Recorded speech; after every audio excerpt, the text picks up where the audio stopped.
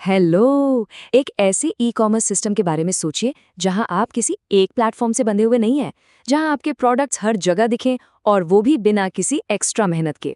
आज हम बात करने वाले हैं ओएनडीसी नेटवर्क की। ये एक ऐसा मॉडल है जो सेलर्स को असली आज़ादी देने का वादा करता है। चलिए इसको थोड़ा डिटेल में समझते हैं। और देखिए, यही है वो लाइन जिसने सबका ध्यान खींचा है। सेलर्स को फ्रीडम, आज़ादी। लेकिन आज़ादी किस चीज़ से? बड़े प्लेटफॉर्म्स के नियम से, या फिर गिने चुने कस्टमर्स तक पहुंचने की मजबूरी से? आखिर ये मॉडल है क्या? आज की हमारी पूरी चर्चा इसी एक आइडिया के आसपास घूमेगी।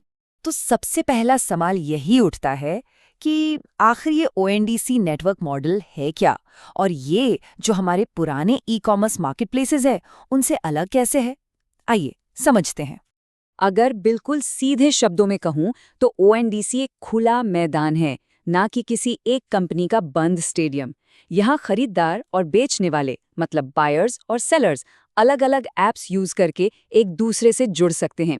और सबसे जरूरी बात, कोई एक कंपनी पूरे सिस्टम को कंट्रोल नहीं करती, मतलब आज़ादी। अच्छा, इसको समझने का सबसे अच्छा तरीका है टेलीकॉम नेटवर्क का एग्जाम्पल।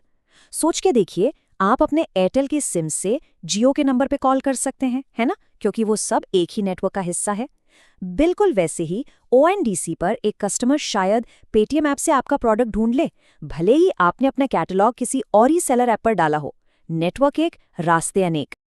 अब इस पूरे नेटवर्क के 4 मेन खिलाड़ी हैं।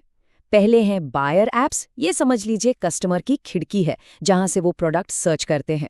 दूसरे हैं सेलर ऐप्स, ये आपकी डिजिटल दुकान है जहां आप अपना सारा सामान लिस्ट करते हैं। तीसरा और सबसे इंपॉर्टेंट है नेटवर्क लेयर, ये इस पूरे सिस्टम का दिमाग है, एक मैचमेकर की तरह जो बायर को सही सेलर से मिलाता है। और आखिर में है सपोर्ट सर्विसेज, जैसे लॉजिस्टिक्स और पेमेंट्स वाले, जो पर्दे के पीछे से पूरा शो स्मूथ चलाते रहते हैं। ठीक है, थ्योरी तो समझ आ गई, लेकिन असल में रियल लाइफ में एक ऑर्डर इस नेटवर्क पर कंप्लीट कैसे होता है? चलिए एक कस्टमर के पॉइंट ऑफ व्यू से इस पूरे सफर को देखते हैं। ये प्रोसेस बहुत ही सीधा और फास्ट है। स्टेप 1, एक बायर अपने पसंद के ऐप पर कुछ सर्च करता है। फिर नेटवर्क बिजली की तेजी से उस रिक्वेस्ट को सभी रेलेवेंट सेलर्स तक पहुंचा देता है। स्टेप 3 में आप जैसे सेलर्स के ऐप्स अपने अपने ऑफर्स के साथ रिप्लाई करते हैं। बायर को स्क्रीन पर सारे बेस्ट ऑप्शंस दिख जाते हैं, वो सिलेक्ट करता है और बस ऑर्डर पूरा। मतलब नेटवर्क आपके लिए हर तरफ से कस्टमर ढूंढने का काम कर रहा है। तो अब आते हैं सबसे बड़े सवाल पर, एक सेलर के लिए इसमें फायदा क्या है? क्या ये सच में कोई गेम चेंजर है? आइए पुराने मॉडल और इस नए नेटवर्क मॉडल को आमने सामने रखकर देखते हैं। जरा इस स्लाइड को देखिए। लेफ्ट साइड पर है पुराना मॉडल, एक पिंजरे जैसा जहां आप एक ही प्लेटफॉर्म से बंधे हैं और उसके नियम भी बदलते रहते हैं। लेकिन राइट साइड पर है ओएनडीसी नेटवर्क, एक खुला आसमान जहां आप आजाद हैं, नियम सबके लिए एक जैसे हैं और आपकी पहुंच किसी एक ऐप तक नहीं बल्कि पूरे नेटवर्क तक है। ये एक छोटा मोटा नहीं, बहुत बड़ा बदलाव है। और ये इस पूरे कॉन्सेप्ट का दिल है।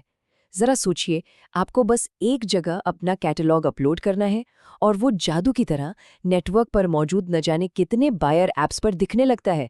मेहनत एक बार और पहुंच हर जगह, ये तो हर सेलर का सपना होता है। अब देखिए, जहां इतनी आज़ादी और इतने मौके हों, वहां कुछ जिम्मेदारियां भी तो आती हैं, क्योंकि इस खुले मैदान में आपकी रेपुटेशन ही आपकी करेंसी है। तो इस ओपन नेटवर्क में सक्सेस पाने के लिए एक सेलर को क्या करना होगा, इस पर बात करते हैं। यहाँ सक्सेस के 4 पिलर्स हैं। पहला, अपना प्रोडक्ट कैटलॉग हमेशा सही और अपडेटेड रखें।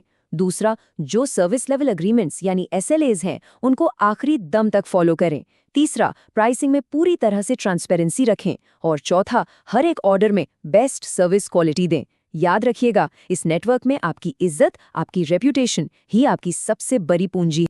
ये लाइन, बस ये एक लाइन सब कुछ कह देती है।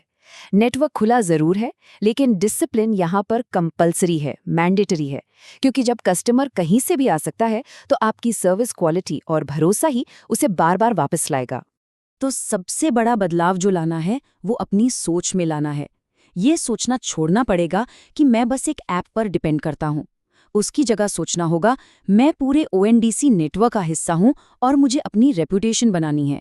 अब आपका काम किसी प्लेटफॉर्म के लिए नहीं, बल्कि अपने खुद के ब्रांड के लिए है। तो आखिर में सवाल बस इतना सा है, क्या आप इस नेटवर्क माइंडसेट को अपनाने के लिए तैयार हैं? क्या आप एक ऐसे फ्यूचर के लिए तैयार हैं जहां आपका बिजनेस किसी एक कंपनी की मेहरबानी पर नहीं, बल्कि आपकी अपनी मेहनत और रेप्यूटेशन पर चले? क्योंकि ये सिर्फ एक बदलाव नहीं है, ये आपके बिजनेस के लिए एक बहुत बड़ा मौका हो सकता है। एक खुला नेटवर्क जहां सबके लिए बराबरी का मौका है। सोचने वाली बात है ना?